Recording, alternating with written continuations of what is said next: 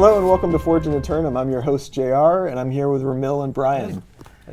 And I just wanted to say thank you so much to the community for for joining us in our OPR preview weekend for Coral Divide. We got so much feedback, and just it seems like you guys really like the map, which is amazing. Like, it kind of validates what we've been doing here, right? Yeah, the amount of feedback we had was just overwhelming, and players, like most of those comments in the threads were, just turn it on, give it to us as it is. Don't address the feedback. You know, it was such a great thing to see after a long time, and fans were thirsty for a new OPR map. So for sure, it was great. Yeah, super invaluable. And I mean, before it went out, we were a little nervous. Didn't know, positive, negative, how much feedback and everything there would be. Overwhelmingly, it was positive and much in line with what we kind of anticipated. You guys found some holes and some exploits along the way, which we weren't able to catch during testing. And we want to get into the feedback itself, or do we want to thank them again for how awesome they are? We could keep thanking. We could just spend this entire video thanking. We do have I know the players want to hear what we are actually giving them now. Yeah, but before we get into that, like, obviously, yes, we're making changes based on the feedback. But there was some interesting data actually that we saw in the tests. Romil, do you want to talk about that? Yeah, sure. What was really cool to see is what we had about a 3-day weekend preview for extended to Monday, right? But during that time we saw a 50% increase in the number of players that actually participated in OPR, which was pretty awesome. And not just that, but the number of matches that were so close in scoring compared to like our original OPR map was awesome. That really proves that the amount of time and iteration we spent into balancing this map is a true testament to our effort. Right. How much we learned since the inception.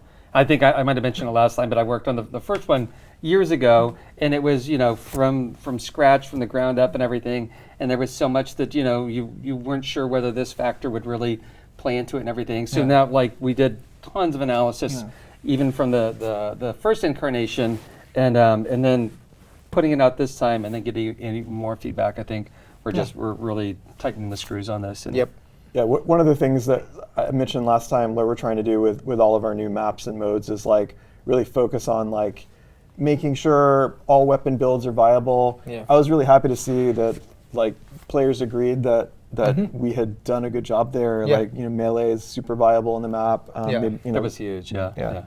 So it's really cool. But let's jump into talking more about like some of the feedback we got that we did action on. So one of those was there's a lot of like vegetation in the map. Like, it was one of the features of the map.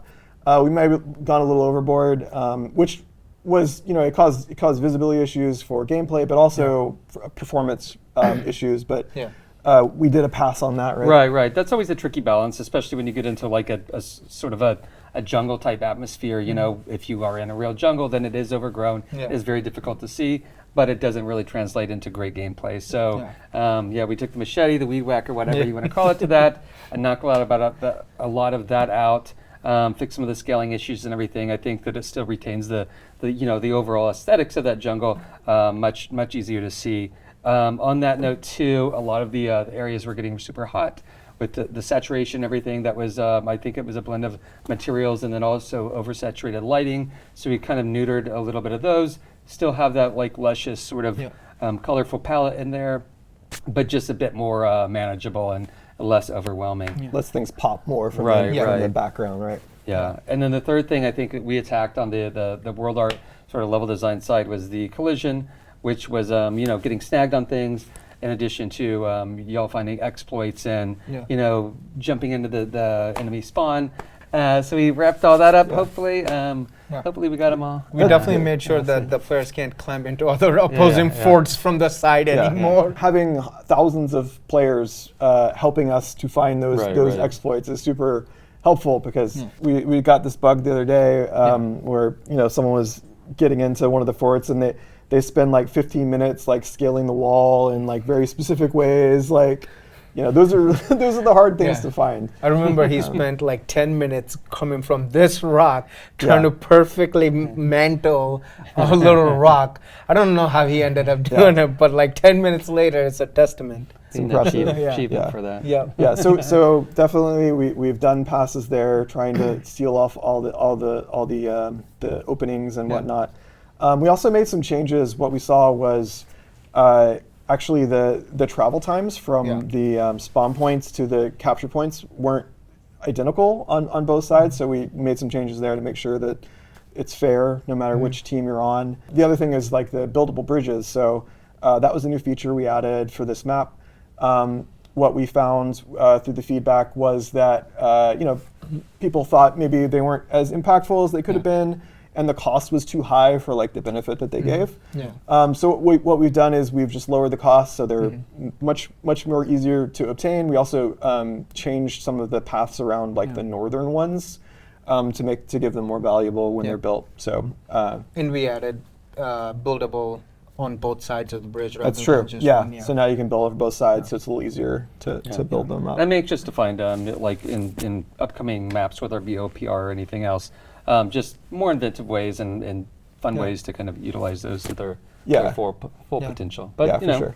It's a new tool in our toolbox. Another change we made for the bareness was we removed the barriers to enter the Baroness arena. That was something we had added in the original map to make it harder to like steal the Baroness. But in this map, there's like you don't have direct line of sight into the arena, so kind of didn't need that anymore.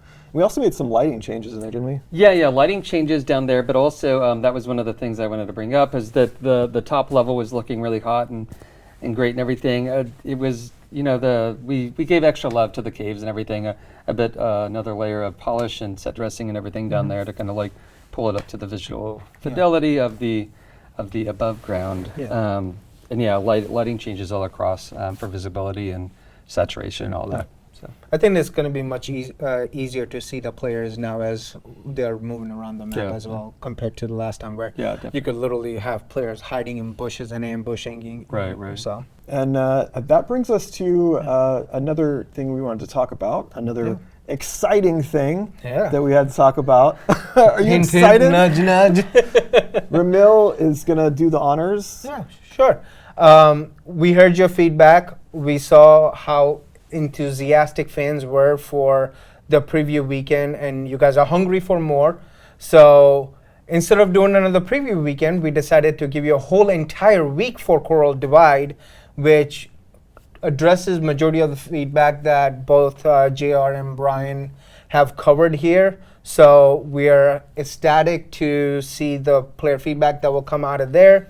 The preview week will be April 15th to the 21st. It will run in parallel with our Rabbit's Revenge event. This is going to be a brand new event for our console players as well. For those who don't know, Rabbit's Revenge is essentially you will see a wild, corrupted bunnies running around, and your job is to kill them, skin them. You get some rare loot that's provided to you. So please join us for the next one and give us your feedback. And we still have time to get even more of your feedback into the final release of the map. So please join us, and really looking forward to what you have to say. Yeah, we can't stress enough how invaluable that the feedback is. Like I said, we were champing at the bit for the feedback, because we just, as soon as it went out, we knew it wasn't perfect, and we're pulling it closer to that. You know what would be cool? We would also like to hear from our players on how frequent of a map rotation you would like for the OPR map, since you're going to have 2 maps similar to the 3v3 arenas now starting season 8. That is a good point. We're really interested in that. We have a 2-week rotation right now for arenas, which we might adjust in the future. Definitely leave your thoughts in the comments section below.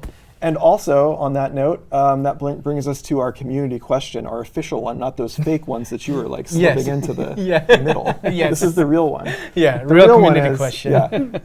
The real community question is, we'd like to know what you guys want to see in another OPR map. This is not the last one we're going to make. We're going to make more. And we really like to include your feedback early on in the development cycle for the next map and see what we can do. Yep. And so leave your comments in the comment section below. And with that, I think we're done. Yes. So please don't forget to like and subscribe if you liked what you saw here. We're going to be back next month for another episode where we're going to talk about even more new and upcoming exciting things. Yeah. So please join us for that. And we'll see you in Aeternum. Thanks. See you in Aeternum. See you guys. Bye.